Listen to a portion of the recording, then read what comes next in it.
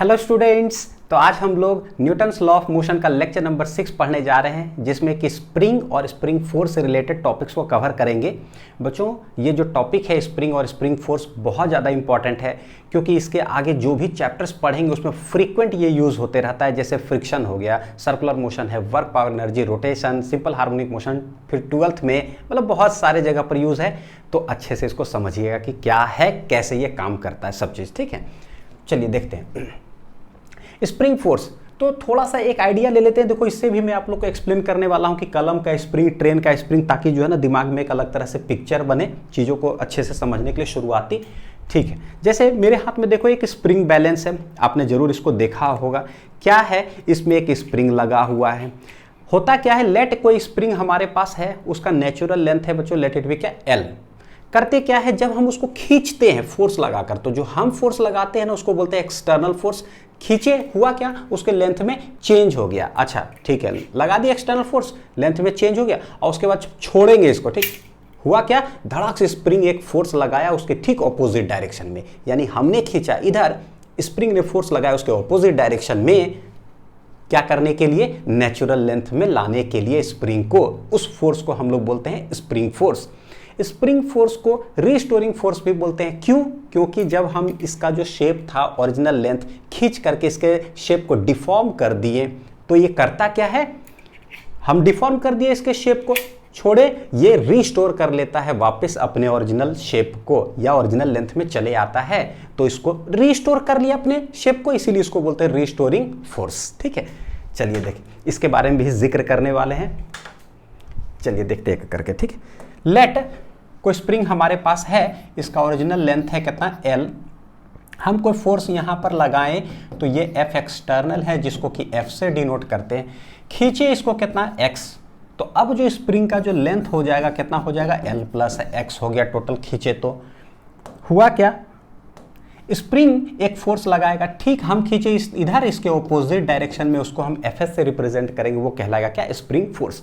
और होता क्या है बच्चों, देखो एक है ना साइंटिस्ट हैं हुक, तो अकॉर्डिंग टू हुक्स लॉ, हालांकि जो ये बोलते हैं ना वो हम लोग को भी समझ में आता है बहुत अच्छा से। देखिए कैसे समझ में आएगा। ये क्या बोले कि रिस्टोरिंग जो फोर्स होता है is directly proportional to negative of displacement. Negative of displacement यानी कि अब देखो क्या डिस्प्लेसमेंट, तो आपने कितना ओरिजिनल यहां पर था, आपने कितना डिस्प्लेस किया उसको, एक्स, तो आप डिस्प्लेस करोगे राइट साइड, रिस्टोरिंग फोर्स उसके ठीक प्रोपोर्शनल, और माइनस साइन लगा हुआ यानी उसके ऑपोजिट डायरेक्शन में ये लगता है। तो समझ में आता है, इसको एफ एस से डिनोट करते हैं। ये हो गया नेगेटिव ऑफ डिस्प्लेसमेंट। स्प्रिंग, देखो रिस्टोरिंग फोर्स को स्प्रिंग फोर्स भी बोल रहे हैं। प्रोपोर्शनलिटी हटाएंगे, एक कांस्टेंट लगेगा, ये क्या हो जाएगा, एक। तो इसको रिस्टोरिंग फोर्स बोलो, या फिर इसको हम लोग बोल देते हैं स्प्रिंग फोर्स। ठीक है, अच्छा एक और चीज, ये जो x है ना, इसको हम लोग डेल्टा x भी बोल सकते हैं कि कितना चेंज इन लेंथ हुआ। ओरिजिनल था l initially, final length total spring खिंचा करके हो गया l प्लस एक्स। चेंज कितना हुआ, तो देखो चेंज कैसे निकालेंगे, ओरिजिनल लेंथ है कितना l, फाइनल कितना हो गया l plus x. Change in length या तो x delta l delta x जो भी बोल दो, ये हो जाएगा final minus initial, l plus x minus l, चला गया कितना आ गया x। देखो ये ठीक है, तो चेंज इन कितना हो गया उसको हम लोग x बोल दिए, कभी x लिख देंगे कभी डेल्टा x लिख देंगे। इसको क्या कह सकते हैं पता है, या तो बोलते हैं कि कितना इलोंगेशन हुआ, यानी आपने कितना इसको खींचा, या इसको बोलो कि कितना आपने स्ट्रेच किया, स्ट्रेचिंग। या देखो क्या है, स्प्रिंग का क्या प्रॉपर्टी है, अगर आप खींचते हो छोड़ोगे तो उसके ऑपोजिट डायरेक्शन में स्प्रिंग फोर्स लगा। अगर किसी स्प्रिंग को आप दबाते हो, कंप्रेस करते हो और उसको छोड़ दो, फेंकाएगा, यानी कि ठीक हम जो काम करते हैं ना, चाहे स्ट्रेच करे चाहे कंप्रेस करे, उसको ऑपोजिट डायरेक्शन में वो लगता है। तो इसको हम लोग कंप्रेशन भी बोल सकते हैं कि कितना कंप्रेस कर रहे हो। ठीक है, या बोल सकते हैं चेंज इन लेंथ, कितना चेंज इन लेंथ हुआ है। तो ये सारे जो है ना वर्ड्स का हम यूज़ करते हैं एक्स या डेल्टा एक्स के लिए। बच्चों देखो, हम जितना खींचेंगे ना उतना ही लगेगा क्या, स्प्रिंग फोर्स। हल्का खींचेंगे तो हल्का, ज़्यादा खींचे तो ज़्यादा, खींचवे मत करो तो वो भी स्प्रिंग फोर्स भी क्या होगा, नहीं लगेगा। यानी यहाँ से हम कह सकते हैं कि जैसे Fs हो गया, ये क्या है माइनस kx। मैग्नीट्यूड अगर स्प्रिंग फोर्स का बोलेंगे तो कितना हो जाएगा kx। माइनस तो सिर्फ डायरेक्शन इंडिकेट करता है, ठीक है। क्या ये कह सकते हैं कि F एक्सटर्नल जो होगा वो नेगेटिव ऑफ स्प्रिंग फोर्स है? बिल्कुल, क्योंकि स्प्रिंग फोर्स इधर, हम खींचते हैं इधर, दोनों क्या है एकदम बिल्कुल जस्ट ऑपोजिट और सेम होगा। F एक्सटर्नल को F से ही डिनोट करते हैं। Fs क्या है माइनस kx, तो देखो ये क्या हो जाएगा kx हो जाएगा Fs, F जो हम खींचे। यानी जितना ज़्यादा खींचना है तो उसके लिए हमको ज़्यादा फोर्स लगाना पड़ेगा, और ज़्यादा खींचना है तो और ज़्यादा हमको फोर्स लगाना पड़ेगा, और हम जितना फोर्स लगाएंगे वही क्या होगा, ये रिस्टोरिंग फोर्स का मैग्नीट्यूड। यहाँ से पता चलता है कि जो एक कांस्टेंट हमने लगाया है ना, उस कांस्टेंट को कहते क्या हैं यहाँ। तो k का ना 3 नाम होता है, या तो इसको बोलो स्प्रिंग कांस्टेंट, देखेंगे अभी कि क्यों कहते हैं, या तो इसको बोलो फोर्स कांस्टेंट, देखेंगे कि इसको क्यों कहते हैं, या तो इसको बोलते हैं स्टिफनेस कांस्टेंट, देखेंगे कि बोले सर क्या राइमिंग मैच कर रहे हो हैं इसको देखते हैं कि क्यों कहते हैं स्टिफनेस कांस्टेंट।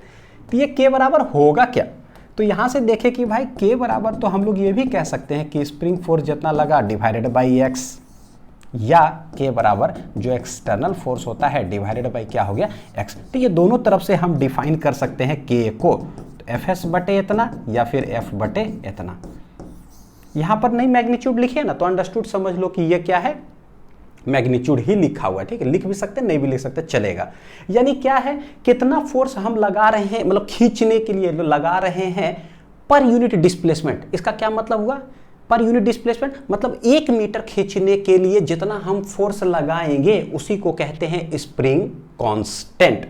यानी हर स्प्रिंग का जो है ना एक अलग अलग ये कांस्टेंट होगा। देखो ठीक है, देखो बच्चों अगर डेफिनेशन करना हो तो it is defined as the ratio of the force external force to the displacement, ठीक है, या फिर restoring force to the displacement F बटे x। ये सब में कोई दिक्कत नहीं है, लेकिन क्या है ना समझंती विद्या पर थोड़ा सा फोकस करना है, उसके लिए इंपॉर्टेंट है एक चीज visualisation. SI unit of k तो चलो ठीक है ना, फोर्स पर यूनिट इतना है तो न्यूटन पर क्या हो जाएगा मीटर। यहां तक तो क्लियर है। जरा आते हैं ये क्या था k क्या था F बटे x इन जनरल, यानी कि 1 मीटर खींचने के लिए ना कितना फोर्स लगाएंगे। अगर 1 मीटर खींचने के लिए बहुत ज़्यादा फोर्स लगाएं इसका मतलब कि ये k बहुत ज़्यादा होगा। 1 मीटर खींचने के लिए अगर कम फोर्स लगाएं तो k कम होगा। 1 मीटर तो चलो बहुत ज़्यादा होता है, समझने के लिए आपको करते हैं यूनिट है ना तो 1 सेंटीमीटर ले लेते हैं। आप बताओ बच्चों, ये है स्प्रिंग कलम वाला जो हम लोग फील कर चुके हैं, ट्रेन ये भी फील कर चुके हैं। ये वाला जो है 1 सेंटीमीटर खींचने के लिए कितना फोर्स लगाना पड़ेगा, ठीक है कुछ कम ही लगाए तो खींचा गया 1 सेंटीमीटर, बहुत कम लगाना पड़ा इसको। ये तो भाई हजारों टन उस पर आता है बोगी का, तब दबता तो कहीं 1 सेंटीमीटर घसकता होगा, हम लोग से घसकेगा कुछ नहीं, चढ़ भी जाएंगे उस पर तो कुछ नहीं होगा। यानी कि इसको 1 सेंटीमीटर खींचने के लिए कितना फोर्स लगाना पड़ेगा, ना नहीं याद आ जाएगा, बहुत ज़्यादा फोर्स। तो बहुत ज़्यादा फोर्स का मतलब k क्या होगा बहुत ज़्यादा। तो हम कह सकते हैं क्या कि इसका k बहुत ज़्यादा होगा, क्या होगा बहुत ज़्यादा, और पेन का जो k होगा वो क्या होगा बहुत कम। अब एक विजुअलाइजेशन हो गया, कभी दे दे k इक्वल टू 2, ओहो एक कलम वाला ही तो आराम से 1 सेंटीमीटर खींचने के लिए बहुत कम लगेगा, k इक्वल टू 1000, बाप रे यूनिट घसकाने के लिए जो है ना बहुत। अब पिक्चर दिमाग में बन गया, ठीक, इससे आगे मदद मिलेगा, जबरदस्त मदद मिलेगा बच्चों, ठीक। देखिए नेक्स्ट देखते हैं spring and string, spring force और टेंशन। जो रस्सी का कॉन्सेप्ट हम लोग पढ़ चुके हैं ना, पुली मास सिस्टम लास्ट 2 लेक्चर से सब पढ़े आ रहे हैं, और टेंशन क्या होता है, और आज एक पढ़े हैं स्प्रिंग फोर्स। दोनों बिल्कुल सेम ही है, थोड़ा सा अंतर है बस उसको समझ लेते हैं फिर मस्ती, ठीक है। देखिए क्या इसमें हम लोग को पता है कि एक दीवार से एक स्ट्रिंग ऐसे है, एक ब्लॉक मतलब ये अटैच्ड है, फोर्स लगाए F, बताओ कि क्या है, रस्सी में खिंचाव आ गया, खिंचाव होगा। सिंस हम लोग मानते हैं कि स्ट्रिंग क्या है मासलेस, तो हर जगह पर टेंशन क्या होगा इसके अंदर सेम होगा, ठीक है। यहाँ पर लेकिन डायरेक्शन वाइज बोले तो किधर अट्रैक्टिव नेचर होता है, इलेक्ट्रोमैग्नेटिक फोर्स होता है, T इधर लगेगा, यहाँ पर T इधर लगेगा। ये कॉन्सेप्ट समझ में आ रहा है। स्प्रिंग फोर्स की कहानी क्या है, लेट इसका भी ओरिजिनल लेंथ है, ये कहता है L। हम जब फोर्स लगाएं तो इसको क्या होगा, खींच दिए। लेट कितना खींचते हैं, एक्स खींचे, तो अब इसका जो लेंथ हो जाएगा बच्चों स्प्रिंग का कितना हो जाएगा, खींचा गया यहां तक, ठीक, पहले यहां तक था एल, अब खींचा गया, तो टोटल जो लेंथ हो गया देखो जरा कितना हो गया, एल प्लस एक्स यहां तक हो गया है। एफ फोर्स लगा करके खींच रहे। अब समझते हैं दोनों को एनालिसिस करते हैं। इसको खींचे, ये टाइट हो गया, इसके अंदर एक फोर्स आ गया रस्सी के अंदर, उसको हम लोग टेंशन बोलते हैं। ये है स्प्रिंग, है क्या, ये भी तो स्ट्रिंग टाइप का ही है ना, बस ऐसे समझो कि एक ना लोहा का बना हुआ कुछ मटेरियल का बना हुआ, ऐसे गोल गोल गोल गोल करके किया हुआ है, बस हम उसको खींच दिए जितना ताकत साथ, जैसी खींचे ना एकदम बिल्कुल स्ट्रिंग जैसा, इसके अंदर एक स्प्रिंग फोर्स लग जाता है। यहां पर किधर लग रहा होगा स्प्रिंग फोर्स, और यहां पर किधर लग रहा होगा, लगाते हैं दिमाग थोड़ा सा। जब यहां पर खींचे हैं आगे की ओर, जब छोड़ेंगे तो ये स्प्रिंग किधर आएगा, इस साइड। इसका मतलब है कि यहां पर स्प्रिंग फोर्स किधर लग रहा है, इस साइड। अच्छा ठीक है, ये खिंचाया हुआ है, दीवार से अटैच है, तो यहां पर मान लो कि अगर बाई चांस काट दे कोई, तो ये स्प्रिंग फेंकाएगा किधर, धड़ाक से इधर फेंकाएगा। ये बतलाता है कि यहां पर स्प्रिंग फोर्स किधर लग रहा है, इस डायरेक्शन में। हम लोग स्प्रिंग को भी बच्चों मानते हैं क्या चीज, मासलेस। क्या मानते हैं, मासलेस। तो हर जगह पर चाहे यहां देखो, यहां देखो, यहां देखो, यहां देखो, स्प्रिंग फोर्स क्या होगा, बिल्कुल होगा सेम। तो spring force will be same, massless मानते हैं। तो जब तक दो कांटेक्ट पॉइंट के बीच कोई एक मास ना आ जाए तब तक स्प्रिंग फोर्स अलग नहीं होगा, सेम। जब तक दो कांटेक्ट पॉइंट के बीच कोई मास ना आ जाए तो टेंशन क्या होगा, सेम। आ गया तो ठीक है, अलग अलग बिल्कुल सेम हो गया। ठीक, करते क्या है, बस जब भी स्प्रिंग फोर्स हम लोग लिखते हैं F S equal to, minus तो साइन लगाते हैं डायरेक्शन के वजह से, है क्या, सिंपल के इंटू क्या है, एक्स।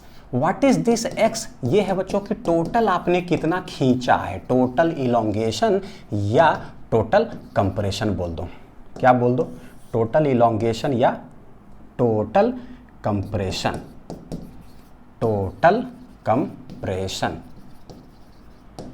टोटल इलोंगेशन कितना है या टोटल कंप्रेशन कितना है, इतना। स्प्रिंग फोर्स क्या लगेगा, सब जगह पर होगा सेम। तो जब भी स्प्रिंग का कुछ आए ना सवाल इस तरह से, तो क्या करिए, उसको स्ट्रिंग ही मान लीजिए। टी टी टेंशन, ये भी टेंशन भी खिंचाव, स्प्रिंग फोर्स भी क्या है, खिंचाव। बस दोनों कैसा नेचर का है, इलेक्ट्रोमैग्नेटिक नेचर का है। देखिए तीन चीज, टेंशन हमने पढ़ा, नॉर्मल रिएक्शन हमने पढ़ा, आज पढ़ रहे हैं स्प्रिंग फोर्स। ये तीनों जो भाई साहब हैं वो इलेक्ट्रोमैग्नेटिक फोर्स है, जो कि लेक्चर नंबर 1 में बताए थे, इलेक्ट्रोमैग्नेटिक फोर्स है। ठीक, ये तीनों बच्चों कैसा है पता है, वेरिएबल होता है। कैसा होता है, वेरिएबल। एक रस्सी आप ले लीजिए, एक रस्सी ले लीजिए स्ट्रिंग, उसको पकड़ करके थोड़ा सा खींचिए, देखो टाइट तो है रस्सी, खींचे इसमें टेंशन आ गया, और कस के खींचे और टेंशन बढ़ गया, और खींचे और टेंशन बढ़ गया, रस्सी टाइट होते जा रहा है, टेंशन बढ़ते जा रहा है, बढ़ते जा रहा है, बढ़ते जा रहा है। वेरिएबल है।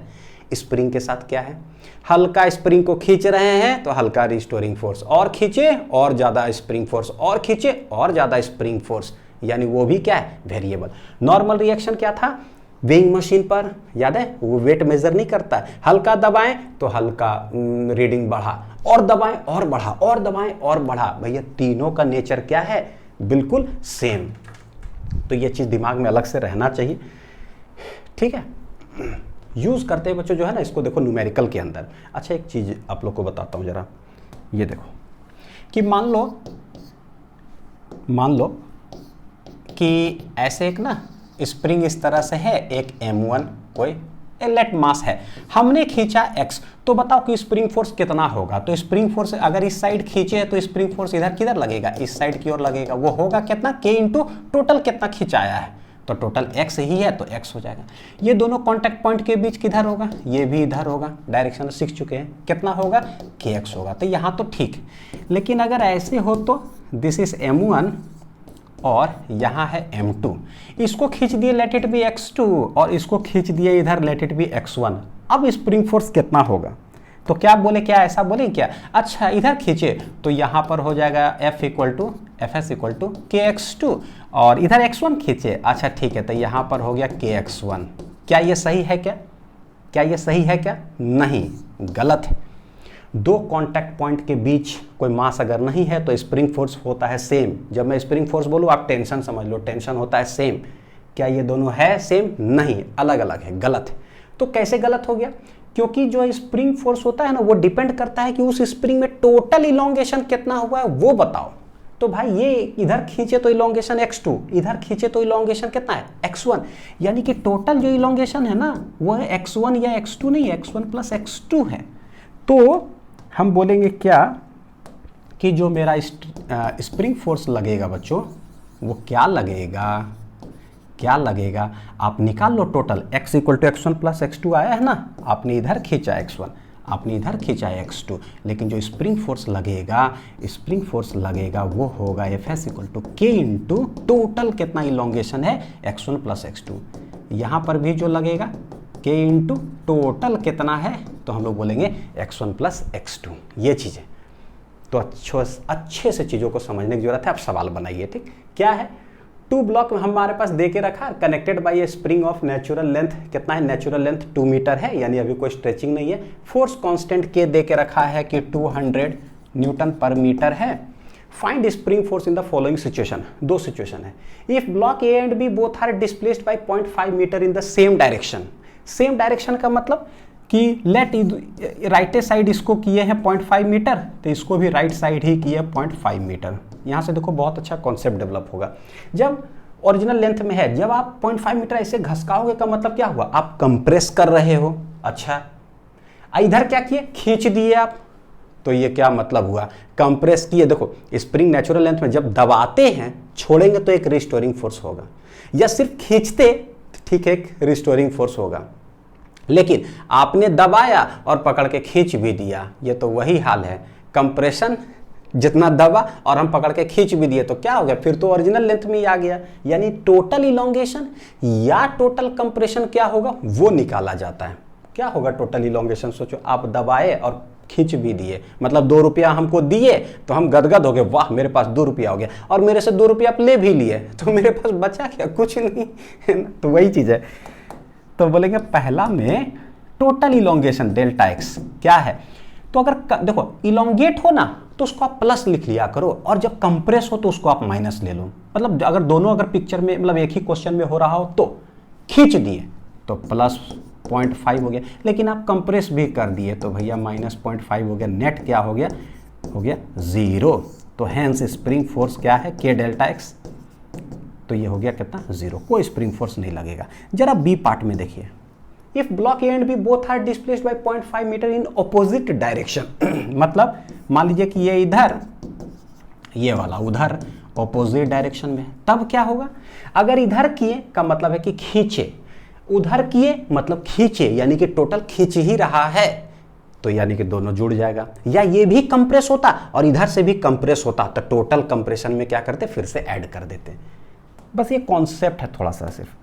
तो यहाँ पर जो डेल्टा एक्स हो जाएगा, ये खींचे तो प्लस 0.5, उसको भी खींचे यानी कि टोटल ये कितना हो जाएगा प्लस 1 मीटर, मीटर ऐसा यूनिट में ना, ठीक है। तो एफ जो एस जो हो जाएगा के डेल्टा एक्स, के है मेरा 200 और ये है 1, यानी कि 200 क्या आ जाएगा Newton, this will be the spring force. तो ये कॉन्सेप्ट हो गया, बहुत ज़रूरी है समझने के लिए।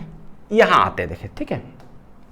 Block is in equilibrium, equilibrium में है, find the elongation in spring, कितना इलोंगेट हुआ है। देखिए सवाल को बनाने का तरीका कैसे बनाते हैं। ये इक्विलिब्रियम में है, यानी कि सबसे पहले एक स्प्रिंग है, उसमें एम ब्लॉक लटका दिया गया तो भाई खींचा गया होगा। हालांकि वर्क पावर एनर्जी के अंदर बच्चों इसमें मैं बताऊंगा 2 तरह का सवाल आता है कि एक ब्लॉक उसमें सस्पेंड किए और हाथ के सहारे जो है ना धीरे धीरे धीरे धीरे धीरे धीरे हम छोड़ते जा रहे हैं और धीरे धीरे धीरे वो एक्सटेंड हो रहा है, तो कितना स्ट्रेच होगा एक अलग चीज है।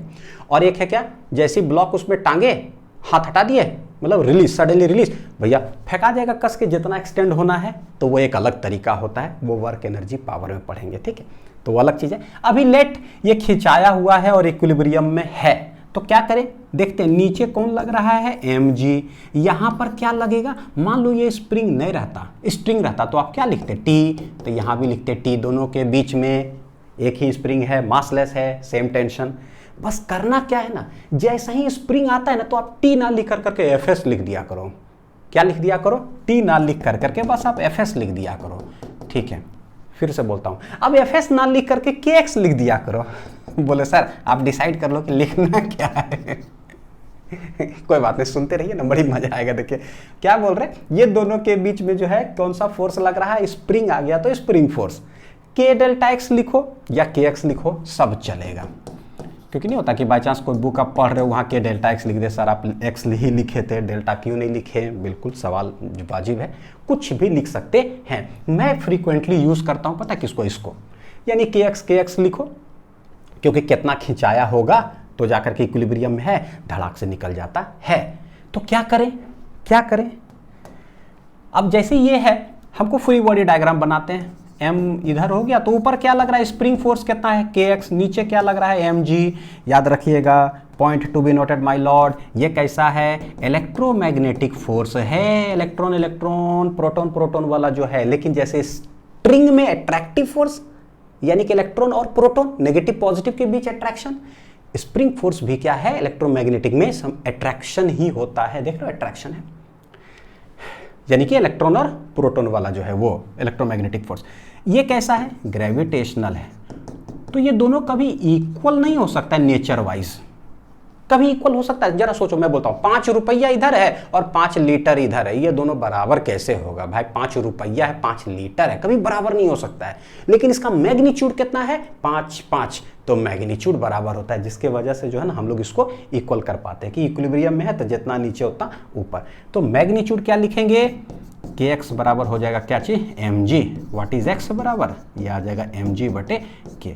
ये हो गया कॉन्सेप्ट, ठीक है। अब देखो जैसे ये डायग्राम है, क्या करें, हमसे पूछ रहा है कि ये स्प्रिंग जो है ना, जैसे इस तरह से खिंचाया हुआ है, टोटल है ना, स्प्रिंग टाइट है, ओरिजिनल लेंथ से कितना एक्सटेंडेड है। क्या करें, लिखते हैं एम जी, तो यहाँ लगा टी, यहाँ लगा टी, स्ट्रिंग है तो ये टी, तो इधर हो जाएगा देखो कितना, आधा T/2, जिनको दिक्कत हो कैसे, पीछे के लेक्चर बच्चों, लेक्चर सिस्टमेटिक देखते रहिए, कभी जिंदगी में दिक्कत नहीं होने देंगे, ठीक है। आधा, तो ये हो गया टोटल 1 रुपया। अब ये वाला रास्ते में यहाँ से लेकर के यहाँ तक में खिंचाव जो है वो है T/2, लेकिन स्प्रिंग है तो स्प्रिंग में जो खिंचाव होता है उसको हम लोग क्या बोलते हैं, स्प्रिंग फोर्स के एक्स। तो जो भी ये खिंचाव है, क्या है ये, दिस इज स्प्रिंग फोर्स, ये क्या है, के एक्स के बराबर होगा। यहां पर इधर और यहां पर इधर, कांटेक्ट से अवे, बिल्कुल सेम। तो हम लोग यहां पर लिखते हैं कि T/2 जो है वो है के एक्स, एक इक्वेशन। दूसरा, इसका फ्री बॉडी डायग्राम लिखे, इक्विलिब्रियम में है तो M G equal to T, तो टी इक्वल टू एक यहाँ आ रहा है एम जी, ये टी यहाँ रख दीजिए, तो एम जी बटे 2 will be equal to K x, hence x बराबर आ जाएगा यहाँ से एम जी बटे कितना 2k। हर तरह के सवाल देखते हैं। अभी हम लोग देख रहे हैं कि इक्विलिब्रियम में सब है तो कैसे, ठीक है। ये भी क्या है, ब्लॉक इज इन इक्विलिब्रियम, बनाइए खट, फिर मोशन में रहेगा तो कैसे निकालेंगे वो भी बताएंगे। नीचे क्या है, एम जी, रस्सी है तो टी, तो भैया इन्हें है 1 रुपया, तो ये हो जाएगा आधा रुपया, आधा मिल करके हो गया 1 रुपया। ये है टी, कॉन्टैक्ट से अब ये भी होगा T/2, equal opposite contact point के बीच। अच्छा ये है आधा, तो इधर कितना होगा, उसका भी आधा, देखो T है उसका आधा, यह है T/2, उसका आधा इधर हो जाएगा T/4, यहाँ हो जाएगा T/4। अब ये क्या हुआ है, आ गया स्प्रिंग के अंदर जो भी खिंचाव आया है ना, इसी it is known as spring force, उसको हम लोग बोलते हैं के एक्स। तो पता चल गया कि के एक्स जो होगा वो है T/4, this is equation number 1, ऐसे निकाल लेते हैं। यहाँ पर क्या है, T equal to M G put कर दूंगा, तो के एक्स इक्वल टू बच्चों क्या आ जाएगा, mg/4। mg, देखो के एक्स इक्वल टू टी के जगह mg, तो x बराबर आ जाएगा कितना, mg/4k। तो ये हो गया मेरा एक्सटेंशन इन द इतना। अब पता है जितना भी पुली मास सिस्टम जो भी पढ़े, ये पढ़ो चाहे ये पढ़ो, कर क्या रहे, देख रहे एक जगह पे स्प्रिंग लगा दिए, बताओ कि क्या। तो जितना पढ़े ना, पूरा 2 लेक्चर में सब जगह पे एक स्प्रिंग लगा दो, 2-2.5 घंटा फिर से पढ़ लो और निकालते जाओ एक्सटेंशन कितना होगा। तो एकदम आसान है। अब देखते हैं कि ऐसा फाइंड एक्सटेंशन ऑफ स्प्रिंग। एक वेज है 30 डिग्री ऐसा इंक्लाइंड है, एक स्प्रिंग लगा हुआ है K इक्वल टू 120, 1 kg और 4 kg। ये किधर मोशन करेगा भी कि नहीं करेगा पहले देखते हैं। तो नीचे जो लगेगा वो होगा कितना, 4g, mg होता है तो 4 × 10 कितना हो जाएगा, 40 न्यूटन। इधर रस्सी है टी, देखो टी, जैसे स्प्रिंग आया 2 कॉन्टैक्ट पॉइंट के बीच, बस टी हटा करके क्या लिख देते हैं, kx। यहाँ भी क्या लिख देंगे, kx। जो कि है किसके बराबर, देखो यहां से एक ही स्ट्रिंग है ना, यानी एक ही रस्सी गया हुआ है क्या भाई, T T T T T T T. तो आप क्या करो, जब ये स्प्रिंग एक ही रास्ते में ऐसे है, के एक्स लिखने मत करो भैया, टी टी बाद में कर देंगे, टी बराबर क्या चीज हो जाएगा, के एक्स। पहले क्या करो, सब जो भी खिंचाव है ना, टी या टी बटे 2 टी बटे 4 टी टी टी टी में सब लिख लो। स्प्रिंग के रास्ते में जो खिंचाव आए टेंशन के रूप में, that will be equal to K X. ठीक, तो पहले हम टी निकाल लेते, जो आएगा सो के एक्स होगा। इधर क्या लगेगा, M G sine 30, sine theta है, एम जी साइन 30, साइन 30 हो जाएगा 1/2, तो 2 5 जा कितना आ जाएगा 5 न्यूटन। बच्चों इस साइड क्या लिख रहे हैं, एम जी साइन थीटा लिख रहे हैं, ठीक है, ये लिखा हुआ है। तो इस साइड 40 न्यूटन, इस साइड 5 न्यूटन, ये जाएगा किधर, इस साइड जाएगा कोई एक्सेलरेशन से, ये इधर जाएगा कोई एक्सेलरेशन से। डायरेक्ट हम शॉर्ट ट्रिक से भी निकाल सकते हैं एक्सेलरेशन की क्या होगा, लेकिन चलिए बाय कॉन्सेप्ट देखते हैं। बाय कॉन्सेप्ट, सर क्या कर रहे हो, एक्सटेंशन मेरे को निकालना है, कैसे निकलेगा, पहले टी निकालना होगा, ठीक है। तो यानी ये देखो खिंचाया हुआ है, तो पहले निकालते हैं। 4 kg के लिए अगर लिखेंगे, कैसे लिखे, नीचे देखो नीचे जा रहा है, तो नेट फोर्स, तो 40 minus T, net force equal to mass into acceleration, this is equation number 1। फिर अगर 1 kg के लिए लिखेंगे तो कैसे लिखेंगे, 1 kg के लिए जा ऊपर रहा है तो t और नीचे कितना है 5, net force equal to mass into acceleration, this is equation number 2। दोनों को क्या कर दो बच्चों, add, minus T plus T गया, 40 में से 5 गया 35, ऐड कर रहे हैं 4 1 5 ए, 5 सती 35, यानी कि ए इक्वल टू आ गया 7 मीटर पर सेकेंड स्क्वायर हो गया मेरा एक्सेलरेशन। एक्सेलरेशन निकल गया, टेंशन निकाल लेते, किसी में पुट कर लो, पुट इन 2, तो 2 में पुट करेंगे तो t माइनस 5 इक्वल टू आ रहा है 1a, a कितना है 7, t बराबर देखो कितना आ जाएगा, वो 5 उधर गया तो 7 5 कितना आ गया 12 न्यूटन, 7 5 12 न्यूटन आ गया। अब जो भी टेंशन आया है, ये टेंशन बराबर हम लोग करेंगे क्या, k डेल्टा x या kx कर दो, 12 न्यूटन ये है, k कितना है 120, ये डेल्टा x हो गया, तो डेल्टा x बराबर आ जाएगा 12/120, काट देंगे तो 10, 1/10 यानी कि 0.1 डेल्टा x है क्या हो जाएगा मीटर। तो इस तरह से जो है ना सवाल को हम लोग बनाते हैं। लेकिन अगर कंपटीशन में आता तो क्या हम ऐसे करते, नहीं। कंपटीशन में आएगा बच्चों तो क्या करोगे पता है, डायरेक्ट टेंशन निकालेंगे, क्या चीज से, शॉर्ट ट्रिक। देखो जरा, पूरा फिजिक्स ऐसा है, पूरा फिजिक्स है ना, एक है बाय कॉन्सेप्ट, चाहे स्कूल के एग्जाम में आ रहा हो, बोर्ड में आ रहा हो, 12th हम लोग जब पढ़ेंगे तो आप ऐसे बनाओ, कंपटीशन में आए ऐसे बनाओ, सीखो इधर बनाओ इधर बच्चों, ठीक है, सब तरफ से तैयार। हाँ, शॉर्ट ट्रिक में क्या है, डायरेक्ट टेंशन निकालो, कैसे, यूनिवर्सल ट्रिक से। यूनिवर्सल ट्रिक क्या था, कोएफिशिएंट ऑफ टी इंटू जी, इसका कोएफिशिएंट टी कितना है 1, कितना है, छोटा कर लेता हूँ थोड़ा, ठीक है, कोएफिशिएंट ऑफ टी कितना 1 इंटू इसका g है तो ठीक है, g है, प्लस कोएफिशिएंट ऑफ t इसका कितना है, t के 1 है, इंटू इंक्लाइंड प्लेन पर है तो g साइन थीटा हो जाएगा। जिनको दिक्कत हो कहाँ, पीछे के लेक्चर्स में पढ़ाएं, ठीक है। और कोएफिशिएंट ऑफ t का whole square divided by mass कितना है 4 kg, कोएफिशिएंट ऑफ t कितना है 1 का होल स्क्वायर डिवाइड बाय जो मास है कितना 1। इसको सॉल्व कर लीजिए, पता है 12 न्यूटन डायरेक्ट आ गया। और जो t आया उसको इक्वल कर देंगे किसके, के डेल्टा x का, तो 1 लाइनर हो गया खटाक से। कुछ एक्सेलरेशन निकालने की जरूरत ही नहीं है, नहीं पड़ेगा। ये निकालोगे ना बच्चों आ जाएगा 12 न्यूटन, कर देना के डेल्टा x के बराबर, तो डेल्टा x आ जाएगा कितना 0.1 मीटर, ठीक है। मैंने तरीका सिखा दिया, आप कैलकुलेट कर लेना। तो ये है। अब आते हैं relation between spring constant and natural length, कि स्प्रिंग कोई हमारे पास हो, उसका लेट स्प्रिंग कांस्टेंट है के का मतलब हो गया, देखो फोर्स कांस्टेंट क्यों बोलते हैं, हर स्प्रिंग का अपना अपना एक कांस्टेंट होगा भाई। ट्रेन स्प्रिंग अलग है, पता है, बहुत भयानक के उसका होगा। कलम का स्प्रिंग अरे बहुत कम होगा। तो हर स्प्रिंग का अपना अपना कांस्टेंट है, इसलिए के को स्प्रिंग कांस्टेंट बोले। फोर्स कांस्टेंट क्यों बोलते हैं इसको, क्योंकि पता है कि 1 सेंटीमीटर खींचने के लिए कितना फोर्स लगाना पड़ेगा, एक्चुअली वही तो दिया हुआ है। के बराबर 1000, 1000 न्यूटन लगाना पड़ेगा, अच्छा खींचने के लिए, ठीक है। के बराबर 2, अच्छा 2 लगाना पड़ेगा, यानी फोर्स के बारे में बात कर रहा है, फोर्स कांस्टेंट हो गया।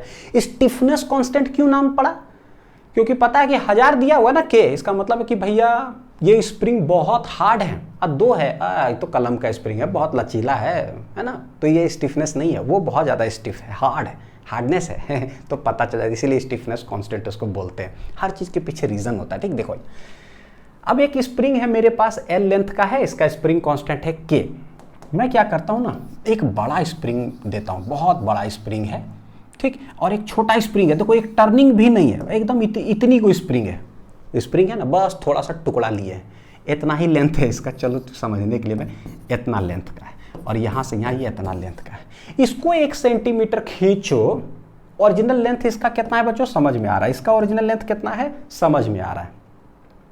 इसको 1 सेंटीमीटर खींचो, तो कोई बड़ा स्प्रिंग रहता है ना, पता है कि उसको 1 सेंटीमीटर खींचेंगे, हाँ भैया खींचा ही जाएगा, फोर्स क्या लगाना पड़ेगा, कम, विजुलाइज होता है। लेकिन अगर इतनी को स्प्रिंग दो, तो इतनी को भैया, इतनी को तार देंगे तो उसको खींचेंगे कैसे 1 सेंटीमीटर, नानी आता जाएगा, बहुत भयानक हमको फोर्स लगाना पड़ेगा उसको खींचने के लिए। तो पता चलता है कि अगर लेंथ बहुत कम है ना, तो फोर्स खतरनाक तरीके से लगाना पड़ेगा खींचने के लिए उसको 1 सेंटीमीटर। लेंथ यहाँ क्या है, बहुत ज़्यादा, आसानी से ये खींचा जाएगा, हल्का से भी खींचेंगे तो ठीक है, खींचा गया, फोर्स होगा कम, और फोर्स अगर कम है तो इसका मतलब के होगा कम। फोर्स बहुत ज़्यादा लगता है एकदम छोटा चीज़ को खींचने में, तो इसका मतलब के क्या है, ज़्यादा। लेंथ और फोर्स के बीच में देखो एक रिलेशन आ गया होगा, अपने हम लोग जैसे कॉन्सेप्ट पर फोकस किए, एक ज़्यादा तो दूसरा कम, यहीं से पता चलता है कि के जो होता है ना, इनवर्सली प्रोपोर्शनल टू क्या होता है पता है, length. K is inversely proportional to its natural length होता है। यहीं से देखो के इक्वल टू प्रोपोर्शनलिटी हटाएंगे, एक कांस्टेंट लगेगा, तो ये के एल बराबर कह सकते हैं कि ये हो गया है मेरा कांस्टेंट। के एल बराबर क्या हो गया, कांस्टेंट। तो कभी भी न्यूमेरिकल बनाना हो तो के एल जो है कांस्टेंट होगा, यानी जो शुरुआती है, जो बाद में है, सब होगा बराबर। तो क्या कह सकते हैं कि के एल जो होगा कांस्टेंट है, तो K1 L1 equal to K2 L2। Unit dimension में पहली बार पढ़ाए थे कि कभी किसी चीज़ का प्रोडक्ट कांस्टेंट होता है तो काहे लिखते हैं K1 L1 equal to K2 L2। क्या ये कोई स्टाइल है या इसके पीछे रीज़न है, रीज़न होता है इसके पीछे ना, यूनिट्स में फर्स्ट लेक्चर में बताए थे ये। तो K1 L1 equal to K2 L2। ठीक, सवाल बनाते हैं इस पर, देखो जरा क्या है। ए स्प्रिंग हमारे पास है, spring constant K is cut into 2 parts, equal parts नहीं, 2 पार्ट में इसको काट रहे हैं। Its natural length are in the ratio 2:3। एक चीज, अगर मान लो कि कोई स्प्रिंग इस तरह से है, ठीक है, के ओरिजिनल लेंथ कितना है, L, हमको पता चल गया कि K is inversely proportional to original length होता है।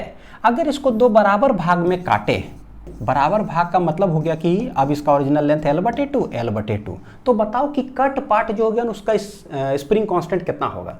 तो पता है कि इनवर्सली प्रोपोर्शनल होता है, L हो गया आधा, ये हो गया आधा, तक के कितना हो जाएगा, जस्ट उसका उल्टा क्या हो जाएगा, दुगना, यानी इसका स्प्रिंग कांस्टेंट हो जाएगा कितना, 2K। उसी तरह से अगर L/3 3 बराबर इक्वल पार्ट्स में अगर काटेंगे, L/3 तो हो जाएगा कितना, उसका 3 गुना यानी 3K। तो ये चीज़ एक अलग है, इस पर भी सवाल आता है। यहाँ देखते हैं जरा, इसको इस तरह से कट किया गया कि जो लेंथ रेशियो है ना वो है 2:3, यानी कि एक ऐसा ये 2:3 है, तो L1:L2 जो है ये 3 है, ये एक फर्स्ट पार्ट और वो सेकेंड पार्ट। पूछता है कि भाई spring constant of each part होगा क्या, तो ये K1 लेट इट बी, ये वाला K2, हमको नहीं पता कि अभी क्या है। सबसे पहले सिखाता हूं बाय कॉन्सेप्ट क्या करें। तो हमको पता है कि भाई जब कट आउट करते हैं ना तो K इनवर्सली प्रोपोर्शनल टू क्या है, L। यहां से पता चला कि KL equal to constant K1 L1 K2 L2। KL शुरुआती जो ओरिजिनल था वो तो KL है। K1 और L1 देखो, जब L1:L2 रेशियो में देकर रखा है 2:3, तो L1 होगा कितना बच्चों, तो ये हो जाएगा 2 बटे टोटल पार्ट्स कितना है, 5 part of the total length L।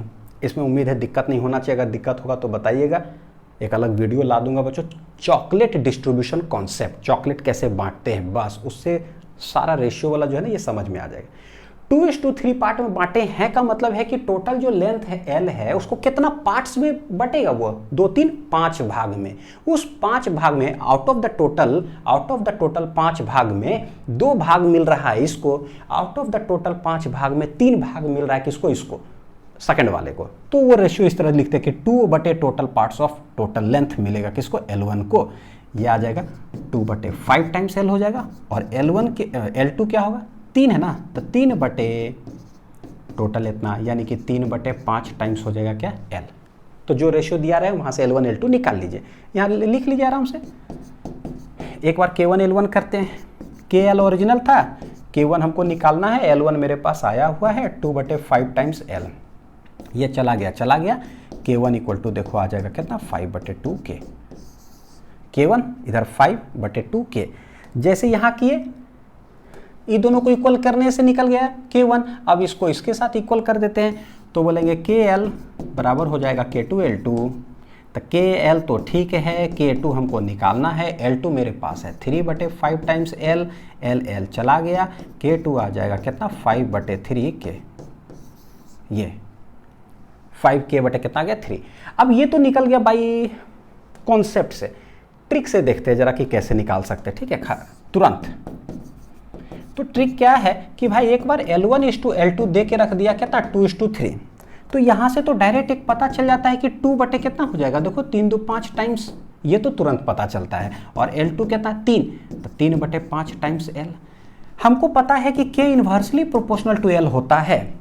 L1 है 2/5L, तो K1 आया है, देखो क्या, इसको जस्ट पलटा हुआ है, कितना है, 5/2K। ओहो अच्छा, L2 3/5, तो ये आ गया है 5/3। तो इसका मतलब काहे लिए सब करेंगे, जब कंपटीशन में आएगा तो हम क्यों करेंगे, बस देखें कि ओ 2/5, और तो भाई ये हो गया K1 कितना हो गया, तो यहीं से इधर लिख देता हूँ आप लोग के लिए जरा, यहाँ से K1 कितना हो जाएगा, जस्ट उसका नंबर पलट दीजिए, तो 5/2 times of the total. K2 कितना हो जाएगा, यह 3/5, भैया पलट दो, 5/3 टाइम्स क्या हो गया, K। तुरंत आंसर आ गया, यानी कि कुछ मत करिए, बस देखिए खटाक से मार दीजिए, ठीक, ये हो गया। लिख लिए। नेक्स्ट देखिए बच्चों क्या है, behaviour of spring force and tension. Behaviour, जो कि ना एक टॉपिक आता है कि स्प्रिंग को कट कर दिए तो बताओ कि क्या, कैसे बिहेवियर सब चीज चेंज करेगा, एक स्प्रिंग को कट कर दिया तो उसमें ये यूज होता है। क्या है ये, कि कोई एक स्प्रिंग हमारे पास है, ओरिजिनल लेंथ है इसका L, एक मास इसे अटैच्ड है, तो ये नेचुरल लेंथ हम लोग इसको बोल रहे हैं कि यहाँ तक है। अब क्या करते हैं, ये नेचुरल लेंथ में है, हम इसको पकड़ करके फोर्स लगा के क्या किए, खींच दिए, कितना खींचे, x। तो अब इसका टोटल लेंथ हो गया कितना, L+x। करना क्या है, यहाँ से अब हम समझते हैं दो चीज़। एक बार क्या करेंगे, बी पॉइंट है, या बी पॉइंट पर इस फोर्स को जिससे हम खींच रहे तो उसको छोड़ेंगे, तो देखेंगे कि ये ओरिजिनल शेप में कितना समय में जाएगा। और एक बार करेंगे क्या, ये जो ए पॉइंट यहाँ दीवार से अटैच है ना, यहाँ से कैंची लेकर के काटेंगे खटाक से, फिर देखेंगे कि ओरिजिनल लेंथ में कितना समय के बाद जाएगा, यानी समय का कॉन्सेप्ट पढ़ने वाले हैं, ठीक।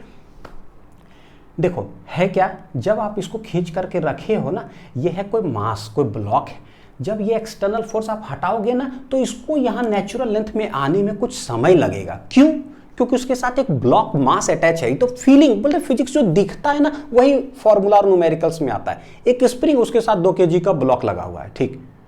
यहाँ ओरिजिनल लेंथ ये है, इसको पकड़ के खींचे हुए हैं, जब छोड़ेंगे नहीं लग रहा, कुछ से 1 सेकंड 2 सेकंड तो लगेगा, यहाँ तक आने में कुछ सेकंड लगेगा। अच्छा, लेकिन अगर इस जगह को बाई चांस ये खिंचाया हुआ, इस जगह को अगर कट करेंगे तो पता है क्या, इंस्टेंटेनियसली धड़ाक से ये फेंका जाएगा और ये ओरिजिनल लेंथ में चला आएगा।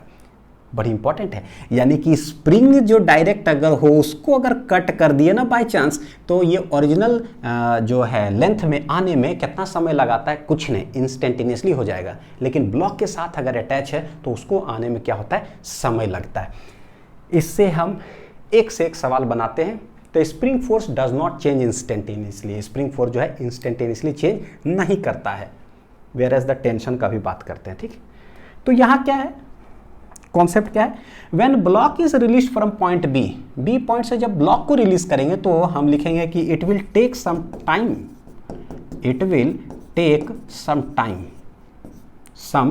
Time for the spring to come in its natural length, बहुत इंपॉर्टेंट। लेकिन when spring is released from point A point से रिलीज किए तो इट विल कम सडनली, यहां पर क्या हो जाएगा, it will come to its natural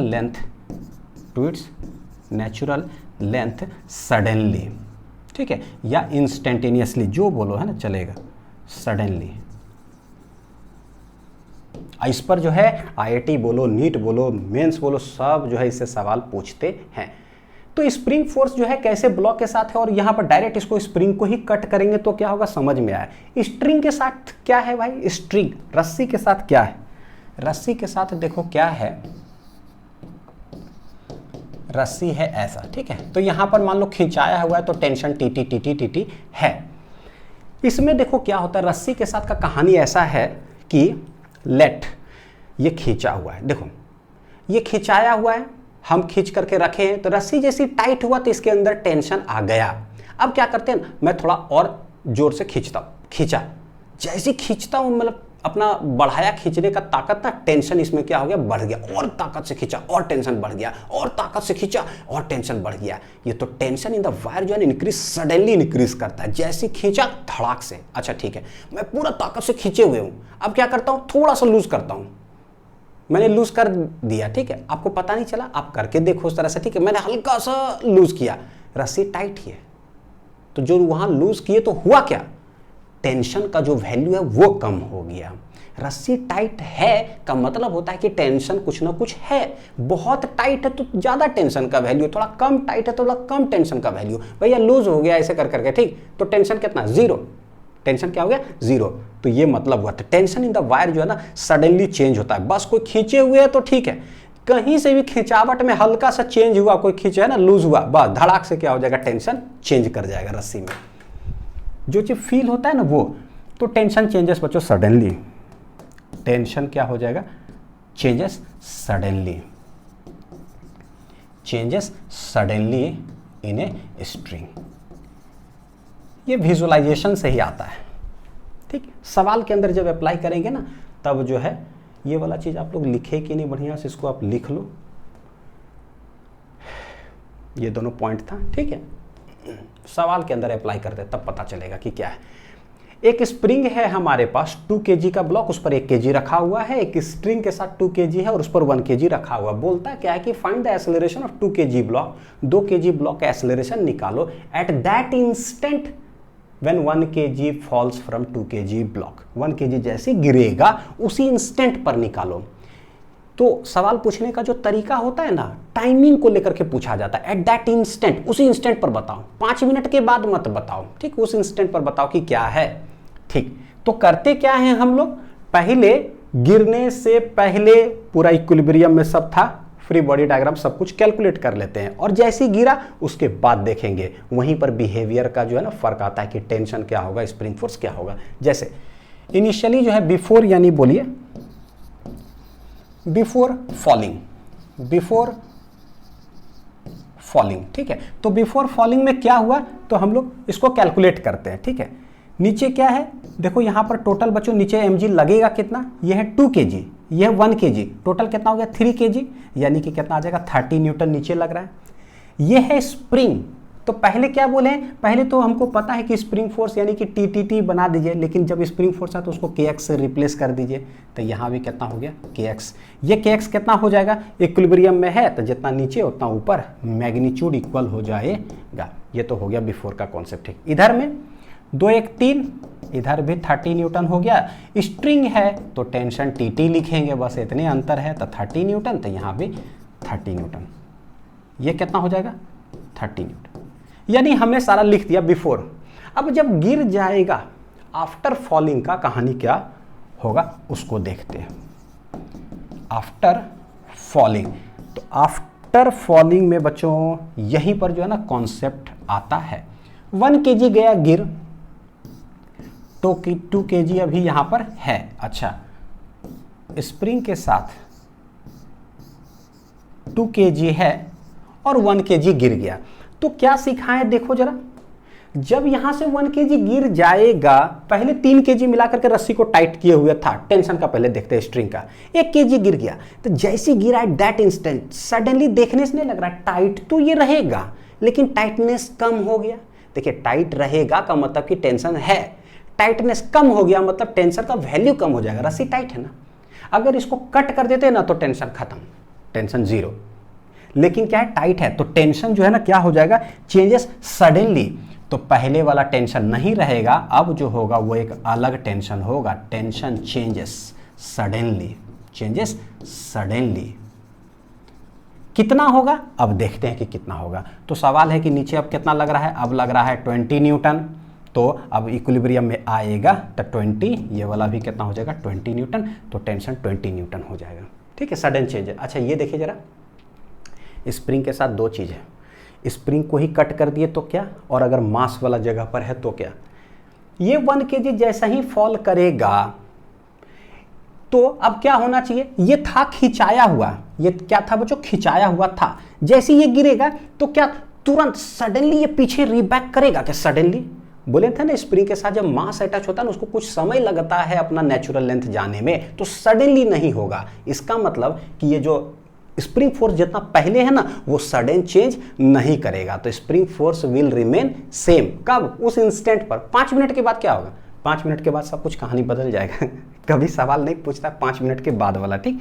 यानी कि kx will remain same, does not change instantaneously, does not change instantaneously. कैसे, क्योंकि मास के साथ ये अटैच था, ठीक है। तो kx 30 न्यूटन ही होगा। नीचे अब कितना लग रहा होगा, mg करिए तो 20 न्यूटन हो गया। तो देखिए इसका एक्सेलरेशन पूछा है कि क्या होगा, तो भैया नीचे भी 20 ऊपर भी 20, इसका एक्सेलरेशन कितना हो जाएगा, 0। यहाँ कुछ नहीं होगा। इसका एक्सेलरेशन कुछ होगा क्या उस इंस्टेंट पर, बिल्कुल। वो ऊपर 30 न्यूटन लग रहा है, नीचे 20 न्यूटन, तो इसका एक्सेलरेशन पता है कि ऊपर ज़्यादा है तो ऊपर की ओर जाएगा। तो 2 kg का जो फ्री बॉडी डायग्राम बनाएंगे तो kx है 30 न्यूटन, नीचे है 20 न्यूटन, ऊपर है ग्रेटर, ये ऊपर जाने लगेगा। एक्सेलरेशन कितना होगा, net force divided by total mass. Net force कितना हो जाएगा 30 - 20 डिवाइडेड बाय मास कितना है 2, 10/2 या जगह 5 मीटर पर सेकेंड स्क्वायर। ये हो गया बच्चों एक्सेलरेशन। क्या हो गया, एक्सेलरेशन। कॉन्सेप्ट देखे कैसे चलता है, ये समझ में आना चाहिए कॉन्सेप्ट कैसे ऑपरेट होता है न्यूमेरिकल के अंदर, ठीक। अब पढ़ते हैं ब्रह्मास्त्र वाला चीज, cutting of string and spring. कभी भी कोई स्ट्रिंग टाइट है इस तरह से ना, अगर कहीं चीज उसको काट दिए ना स्ट्रिंग को, तो समझिए कि स्ट्रिंग का टेंशन खत्म। उसी तरह से कोई स्प्रिंग अगर टाइट है, खिंचाया हुआ है, अगर स्प्रिंग को ही काट देना तो धड़ाक से नेचुरल लेंथ में चला जाएगा। तो ठीक है, तो अगर स्प्रिंग को अगर काट दिए तो स्प्रिंग फोर्स क्या हो जाएगा, सडनली खत्म। बस वो मास के बगल में कुछ होता है तो उसको थोड़ा सा समय लगता है, तो सडनली वो चेंज नहीं होता है। इसी चीज का यहाँ पर एप्लीकेशन है। When a string is cut, एक सवाल है मेरे पास, स्प्रिंग और स्ट्रिंग दोनों लगा हुआ, स्ट्रिंग है, spring spring, string string spring. हम क्या करते हैं, स्ट्रिंग को काट देंगे। तो देखो क्या है, या तो इसको काट दिए, तो जैसी जिस स्ट्रिंग को काटेंगे ना सडनली क्या होगा, उस जगह का टेंशन हो जाएगा 0। मान लो इसमें यहाँ है, जिस स्ट्रिंग को आप काटोगे ना सडनली उसका टेंशन 0। कोई स्ट्रिंग यहाँ लगाओ, जिस स्ट्रिंग को आप काटोगे ना सडनली उसका टेंशन हो जाएगा 0। लेकिन बाकी में क्या होगा, जैसे ही इसका टेंशन 0 हुआ, क्या इसका स्प्रिंग फोर्स चेंज करेगा क्या, सडनली नहीं, क्योंकि इस मास को जाने में थोड़ा सा समय लगेगा, तो ये spring force will remain same. अच्छा, इसको काट दिए, क्या स्प्रिंग फोर्स चेंज होगा, नहीं, मास को जाने में समय लगेगा, विल रिमेन सेम। सडनली का बात कर रहा हूँ, जस्ट इसको काट दिए, क्या ये स्प्रिंग फोर्स चेंज करेगा क्या, नहीं, इस मास को जाने में थोड़ा सा समय लगेगा। तो पहले जो रहेगा बाद में भी वही रहेगा। ये पहले का मतलब क्या है, कटिंग के पहले, कटिंग के बाद।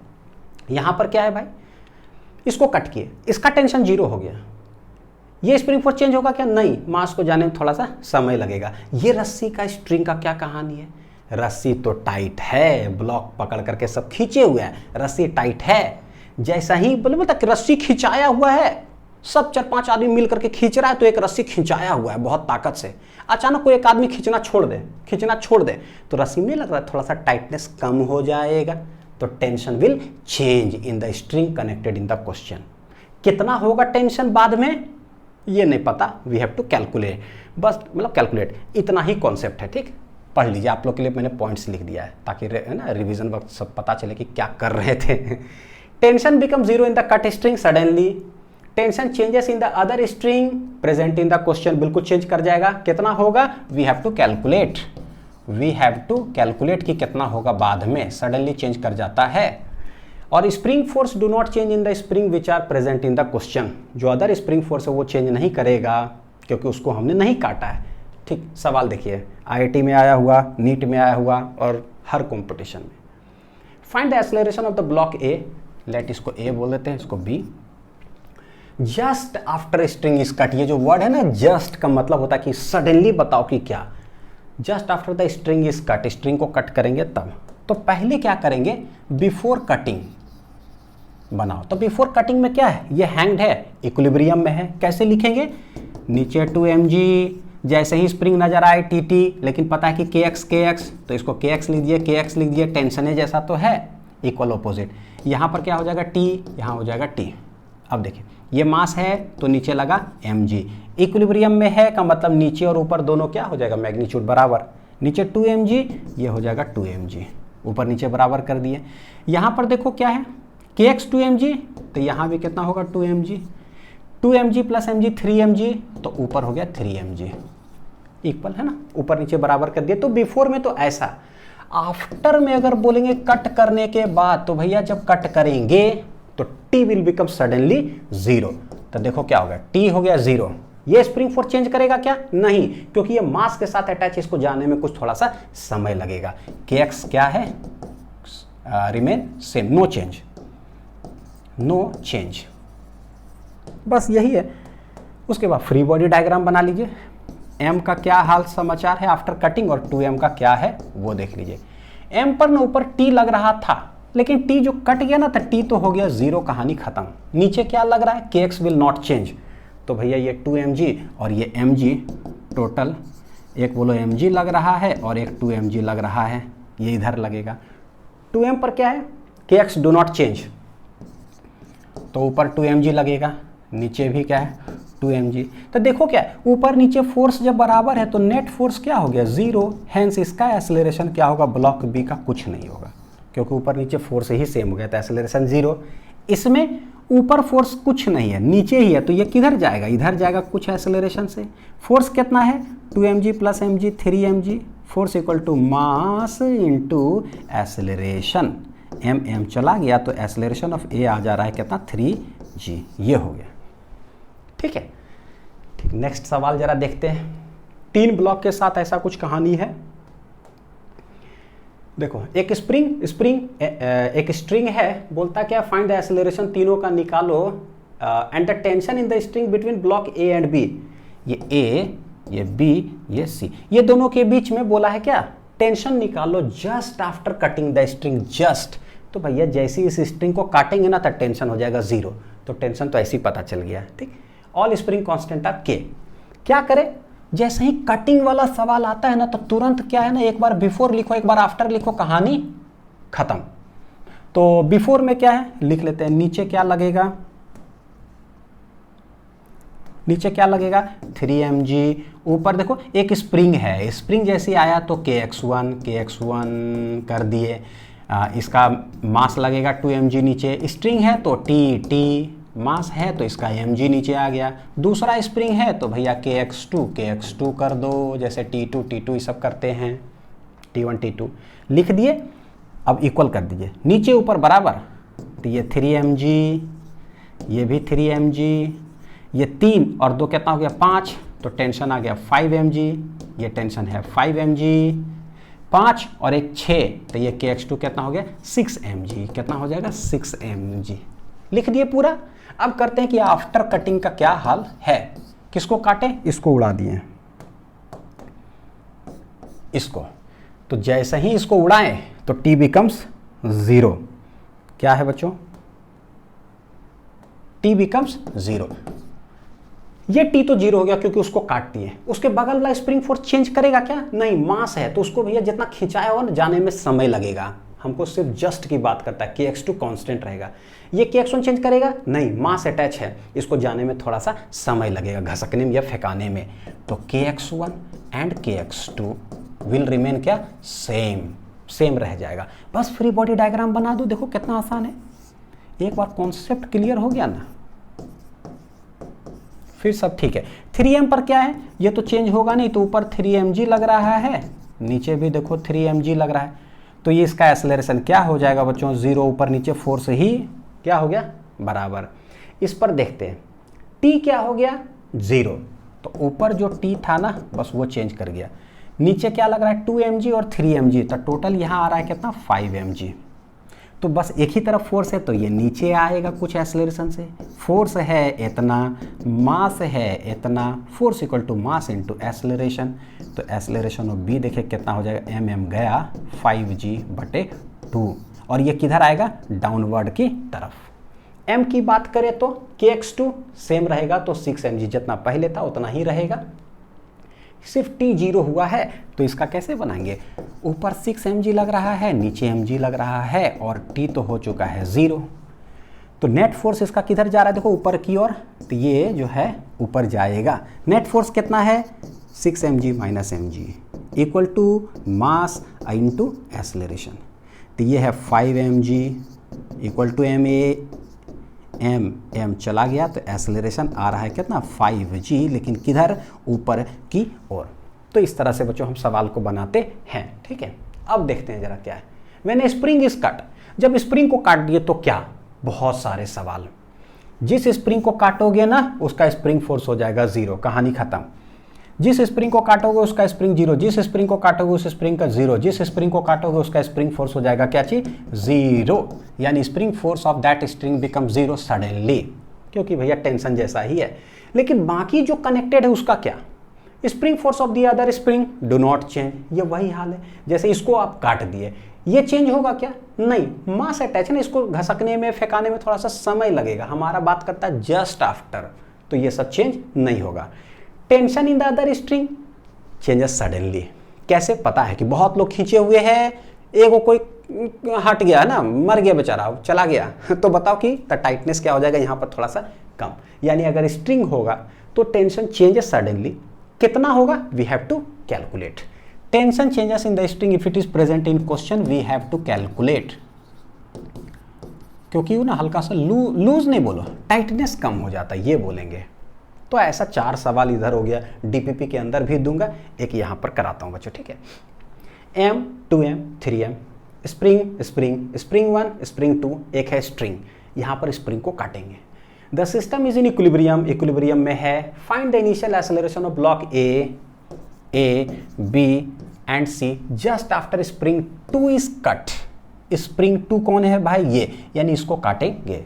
पहले इक्विलिब्रियम बना लेते हैं, बिफोर लिखिए, नीचे क्या लगेगा 3mg, देखो ये 1 है ना, तो यहाँ पर क्या लगेगा kx1, मास है 2m तो 2mg लगेगा, स्ट्रिंग है तो tt, मास है mg, नीचे स्प्रिंग आ गया kx2, ये वाला कितना हो जाएगा kx2, जब स्प्रिंग आए तो kx लिखो, स्ट्रिंग आए तो tt लिखो, इक्वल कर देते हैं सब, नीचे 3mg तो ये 3mg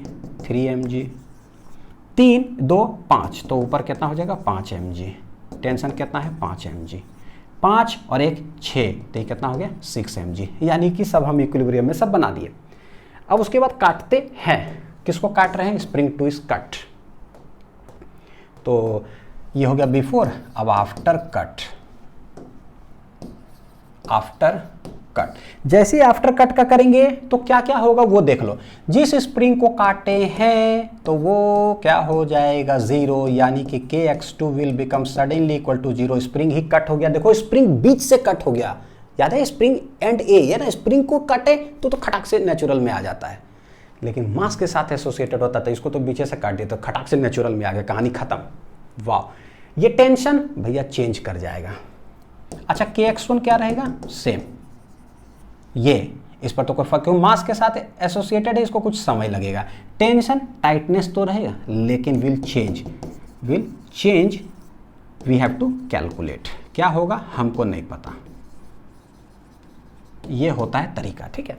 तो पहले 3m का बना लेते हैं, मान लो क्या होगा, नीचे तो 3mg लग रहा है, ऊपर जो kx1 है वो चेंज नहीं होगा, 3mg ही है, ऊपर नीचे फोर्स बराबर, तो नेट फोर्स हो गया बच्चों इस पे 0, यानी कि एक्सेलरेशन ऑफ c कितना हो जाएगा net force equal to mass into acceleration, तो एक्सेलरेशन हो गया 0। ये 2m और m जो है ये दोनों कनेक्टेड है। अब क्या एक स्ट्रिंग से, यहीं पर कॉन्सेप्ट है कि दोनों कनेक्टेड है एक ही स्ट्रिंग से और स्ट्रिंग टाइट है। अच्छा, दोनों कनेक्टेड है एक स्ट्रिंग से, दोनों कनेक्टेड है एक स्ट्रिंग से और स्ट्रिंग है टाइट। देखो जरा कि क्या है, दोनों कनेक्टेड है एक स्ट्रिंग से और स्ट्रिंग है टाइट।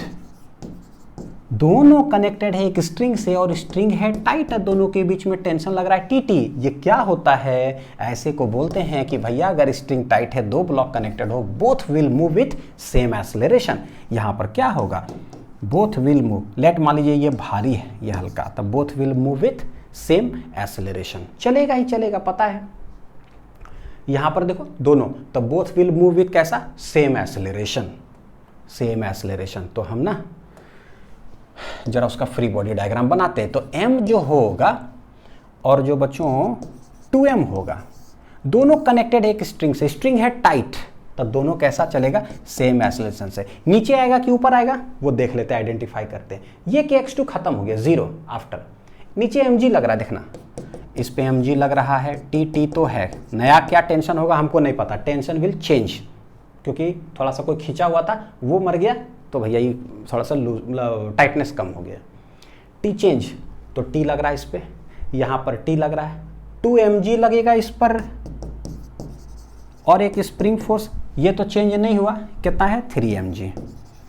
तो इस पर देखो, इस पर जो टोटल फोर्स है किधर, नीचे की ओर, तो इस पर टोटल फोर्स नीचे की ओर, दोनों अगर सेम एक्सेलरेशन से चलेगा तो ये गारंटीड किधर आएगा, नीचे की ओर ही आएगा। इसका मतलब होल सिस्टम विल मूव किधर, डाउनवर्ड। तो शॉर्ट ट्रिक से भी निकाल सकते हैं एक्सेलरेशन, या इंडिविजुअल करके आप निकाल लीजिए। पता चल गया, हम कैलकुलेट कर लेते हैं। ठीक है, इसके लिए देखें m के लिए लिखेंगे बच्चों, तो क्या लिखोगे, इसी side t plus mg, net force जो है m के लिए लिख रहे हैं, नेट फोर्स इक्वल टू हो जाएगा मास आई इंटू एक्सेलरेशन, इक्वेशन नंबर 1। इसके लिए तो 2mg प्लस 3mg इस साइड, तो नेट फोर्स कैसे लिखेंगे, 2mg प्लस 3mg, ऊपर है टी तो minus T, net force equal to mass into acceleration, equation number 2। बाद में लिखते हैं इसको, कितना आ रहा है यहाँ 5mg minus T equal to 2ma, तो इक्वेशन नंबर 2। 1 और 2 को अगर ऐड करेंगे तो देखो प्लस टी माइनस टी चला गया, 5 और 1 कितना हो जाएगा 6mg इक्वल टू आ जाएगा 2ma plus ma 3ma, mm गया 3 2 जा 6, a बराबर आ रहा है 2g, किधर आ जाएगा, डाउनवर्ड की ओर। तो बोथ विल मूव विथ कैसा एक्सेलरेशन, सेम एक्सेलरेशन से मूव करेगा। तो यही यहाँ पर कॉन्सेप्ट हो गया था। ठीक है, तो फाइंड द एक्सेलरेशन, टेंशन निकालना होगा तो पुट कर देंगे, तो टेंशन इन द स्ट्रिंग भी निकल जाएगा। तो ये कैलकुलेशन है, कॉन्सेप्ट है। अब आते हैं स्प्रिंग बैलेंस, जो आपको दिखाए थे। ये अक्सर देखिए स्प्रिंग बैलेंस में हम लोग क्या एक गलत धारणा दिमाग में बैठा हुआ रहता है, जैसे वेइंग मशीन को लेकर जो है ना एक चीज बैठा हुआ रहता है दिमाग में, गलत थोड़ा सा कॉन्सेप्ट, कि वेइंग मशीन पे क्या होता है, वो वेट मेजर करता है, जबकि गलत है, वो नॉर्मल रिएक्शन मेजर करता है ना, इलेक्ट्रोमैग्नेटिक फोर्स है कि कितना दबाते हैं तो उसको। ये क्या है, स्प्रिंग बैलेंस एक डिफॉल्ट दिमाग में बैठा रहता है कि अच्छा इसमें वेट को सस्पेंड करेंगे ना तो ये वेट मेजर करेगा। बच्चों गलत है, क्या है ये, गलत है, ये वेट मेजर नहीं करता है। इसलिए देखिए लाइन आप लोग के लिए लिख दी है, does not measure the weight. तो सर ये क्या मेजर करता है क्या मेजर करता है, it measures the force exerted by the object at the hook. ये ठीक उसी तरह से जो लिफ्ट वाला मैं समझाए थे ना, वैसे समझाता हूँ। ये मेरा उंगली जो है ना यहाँ तक, इसका वजन कितना होगा 10 ग्राम। उंगली को काट करके यहाँ पर कोई ऐसे कर दे तो 10 ग्राम जो है वहाँ पर जा करके ये जाएगा। ठीक है, तो इसका मास एक्चुअली 10 ग्राम है, सस्पेंड कर दीजिए। लेकिन इसी उंगली से मैं क्या करता हूं, ये जो है ना देखो मार्किंग यहाँ तक 1000 ग्राम है, यानी 1 केजी तक है। अब इतना दूर का जो वजन है वो 1 केजी तो हो नहीं सकता, मैं खींचता हूँ, ये इसके हुक में पकड़ करके मैं क्या कर रहा हूँ, खींच रहा हूँ। क्या हो रहा है भाई, चलते जा रहा है, लो भाई 1 केजी हो गया। थोड़ा सा और यहाँ पर रहता 2 3 5 केजी तो मैं पूरा खींचते चला जाता था, 2 3 4 5 7 8 10 12। यार इस उंगली का 10 केजी है वजन, नहीं है, तो फिर ये मेजर कैसे कर रहा है स्प्रिंग बैलेंस। ये प्रूफ हो जाता है कि spring balance does not measure the weight of this उंगली, नहीं मेजर करता। क्या मेजर करता है, कोई ऑब्जेक्ट इसके साथ जो यहाँ अटैच हुआ ना, इसके हुक में कितना फोर्स लगा रहा है ना, वो मेजर कर देता है ये। बड़ा बढ़िया बात है। क्या मेजर करता है कि कोई इसके हुक में जो है कितना फोर्स लगा रहा है। देखो यहां पर, यहां देखना, इसके हुक में कोई कितना फोर्स लगा रहा है। लेट एगो ब्लॉक एक ऑफ मास m है, हमने इसको में सस्पेंड किया, हमने इसमें सस्पेंड किया, तो होगा क्या, देखो नीचे लगेगा mg, यहां लगेगा t, यहां लगेगा t। तो इसके हुक में कोई भी स्ट्रिंग के सहारे ही तो कोई भी चीज ब्लॉक ऐसे करके सस्पेंड करते हैं। तो यहां पर स्ट्रिंग फोर्स कितना लगा रहा है, उसके हुक पर t लगा रहा है। क्या लगा रहा है, t। यानी कि ये पता, ये मेजरमेंट क्या बताएगा, ये टेंशन को क्या करेगा, मेजर करेगा। और हमको पता है टेंशन कैसा होता है, कैसा होता है, इलेक्ट्रोमैग्नेटिक फोर्स होता है। तो देखो क्या है, ये एक तो ये लाइन तो समझ में आ गया बच्चों, ठीक है। Magnitude of tension gives the reading of spring balance है। जैसे एक डायग्राम यहां समझ में एक चीज आया कि टेंशन को ये मेजर करेगा, जरा देखे कि कैसे। ये इस तरह से सस्पेंड हमने कर दिया ना, मास m का जो है मैं फ्री बॉडी डायग्राम बनाता हूं। तो ऊपर लग रहा है t, नीचे लग रहा है mg। ये कैसा है, यह ग्रेविटेशनल फोर्स होता है। कैसा होता है mg, ग्रेविटेशनल फोर्स। टेंशन कैसा है, इलेक्ट्रोमैग्नेटिक फोर्स है। ये दोनों कभी इक्वल नहीं हो सकता है, लेकिन सिंस इक्विलिब्रियम में है तो दोनों का हम मैग्नीट्यूड बोलते हैं कि क्या है, बराबर है। तो T will be equal to mg, क्या, magnitude of tension is equal, magnitude of tension, magnitude of tension जो है ना वो किसके है, mg के बराबर। तो देखो टेंशन, और ये मेजर क्या करेगा, spring balance, force exerted bye जो भी है उसके हुक में जो लगा हुआ है, तो कितना से खींचेगा उसके हुक को, स्ट्रिंग T फोर्स लगा करके, है ना, टेंशन। तो टेंशन को ये मेजर करेगा। इनडायरेक्टली क्या हुआ, T बराबर आ गया mg, तो हम कह देते हैं कि ये स्प्रिंग बैलेंस मेजर करेगा weight of the block. Indirectly, directly नहीं बोल सकते, वो गलत हो जाएगा। वही चीज है, magnitude of tension gives the reading of the spring balance. तो बोलेंगे ना रीडिंग क्या होगा, ठीक है। तो mg, अक्सर जो है रीडिंग जो है ना हम लोग जो बताएंगे, रीडिंग mg तो देगा, लेकिन right in terms of kilogram या ग्राम जो है ना, इस तरह से, मतलब किलोग्राम वेट में अक्सर जो है ना इस तरह से रहता है बच्चों। देखो क्या है, mg जैसी आया ना तो न्यूटन ना बोल करके क्या बोलते हैं, kilogram weight, gravitational unit of force है। जैसे कि 5 किलोग्राम वेट अगर है तो ये क्या है, ये है फोर्स। तो अगर हमको मास लिखना होगा तो क्या लिख देंगे, ये कितना है कि यानी कि 5 kg। तो जब मास का जरूरत है तो ऐसे कर लीजिए कि 5 kg है यहाँ पर, ठीक। सवाल इस पर बनाते, देखिए जरा क्या है। दो स्प्रिंग बैलेंस है, एक है S1 एक है S2, दोनों लाइट स्प्रिंग है, लाइट यानी कि हल्का, मासलेस समझ लो। Find the reading shown by them, दोनों क्या रीडिंग शो करेगा, क्या शो करता है रीडिंग में, मैग्नीट्यूड ऑफ द टेंशन। कौन मैग्नीट्यूड ऑफ टेंशन, उसके हुक में जो फोर्स लग रहा है वो शो करता है, ठीक। यहां देखिए 5 kg का ना एक ब्लॉक है, सस्पेंडेड है इस स्प्रिंग से। ये स्प्रिंग है लाइट, लाइट का मतलब, और इसमें स्प्रिंग ही तो है, स्प्रिंग बैलेंस के अंदर रहता क्या है, स्प्रिंग और लाइट है। तो कहने का मतलब स्प्रिंग को हम समझते हैं स्ट्रिंग, यानी कि समझ लो कि tension T T T T T.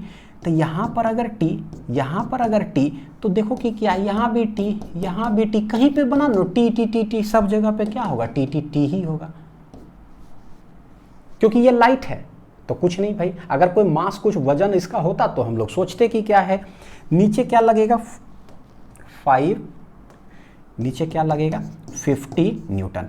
तो अगर इक्विलिब्रियम में यहाँ लिखे तो T बराबर कितना हो जा रहा है, 50 न्यूटन। कितना हो जा रहा है, 50 न्यूटन। बच्चों अब देखो इसके हुक के पास कितना T, सिंस ये भी लाइट है, इसका कोई वजन नहीं है, तो भैया T T T T T, तो इसके में हुक के पास भी कितना आ गया T, हेंस ये भी कितना मेजर करेगा, 50 Newton 50 Newton 50 Newton.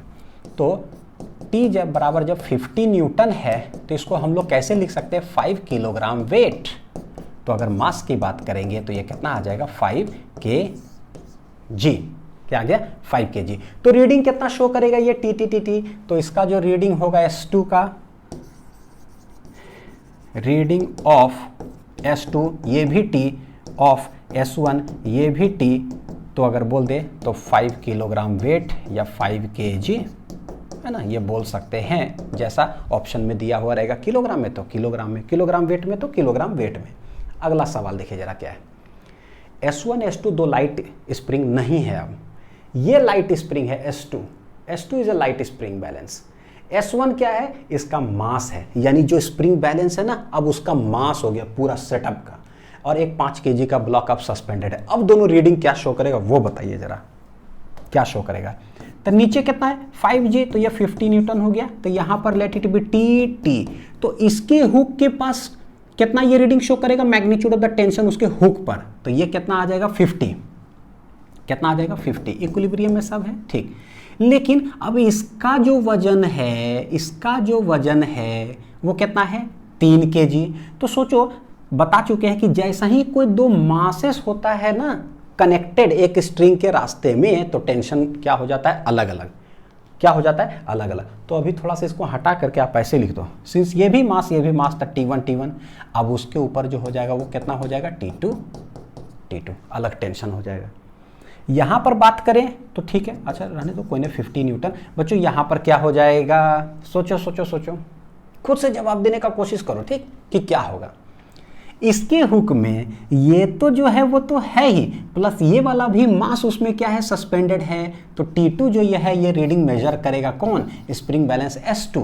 How will you find T2, तो इसका कोई कहीं पर एक फ्री बॉडी डायग्राम ले लो, तो देखो ये कितना kg है 3 kg, उसके नीचे ये कितना है भाई 5 kg, तो यहाँ पर हो गया 50 न्यूटन, यहाँ हो गया T1, यहाँ हो गया T1, इसको एक ब्लॉक की तरह ट्रीट कर लीजिए, ये है T2, कितना है बच्चों T2। नीचे देखो क्या लगेगा इसका 3 kg का 30 न्यूटन, T1 मेरे पास आया है 50 न्यूटन, कितना है 50 न्यूटन। 3 kg का जो है आप बनाओगे फ्री बॉडी डायग्राम तो क्या आ जाएगा, ऊपर है T2, नीचे है कितना 30 प्लस कितना है T1 जो कि 50, हेंस T2 बराबर आ जा रहा है कितना 80 न्यूटन।